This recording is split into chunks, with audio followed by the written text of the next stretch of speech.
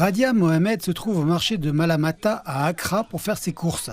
Elle a dû marchander avec les commerçants car les prix des denrées alimentaires ont grimpé en flèche depuis la dernière fois qu'elle s'est rendue au marché, il y a une semaine. Elle a tout juste obtenu les tomates dont elle avait besoin avec 15 cédis, ce qui équivaut à $1. Désormais, tout est cher sur le marché. Par exemple, on n'obtient que 5 tomates pour 15 cédis.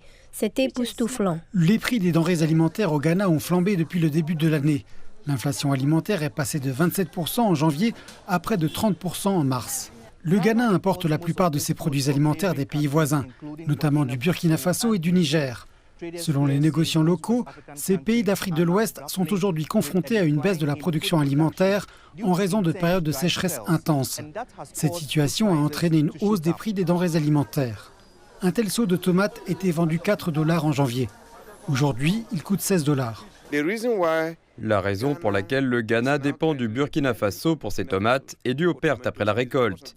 En effet, dans le passé, les agriculteurs produisaient et ne trouvaient pas de marché, et il n'y avait pas d'installation de transformation pour traiter les tomates.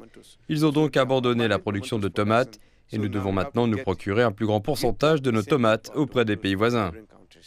Le Ghana importe également beaucoup de produits de base, comme le riz, le blé et d'autres céréales, ce qui le rend vulnérable aux hausses de prix mondiales. Le Programme alimentaire mondial avertit que plus d'1 million de personnes dans le pays courent le risque d'être confrontées à l'insécurité alimentaire entre juin et août. Maintenant, je ne peux plus manger 3 fois par jour. Je dois me contenter d'1 fois par jour. C'est-à-dire que je mange le matin et c'est tout. Ou bien je m'adapte et je mange l'après-midi et c'est tout pour la journée. Le gouvernement a déclaré qu'il mettait en œuvre la phase 2 de son programme Planter pour la nourriture et l'emploi, en apportant un soutien financier aux agriculteurs et en leur fournissant du matériel. Il pense que cela aidera les agriculteurs ghanéens à augmenter leur production alimentaire. Radia Mohamed espère que cette intervention produira rapidement des résultats afin de faire baisser les prix des denrées alimentaires.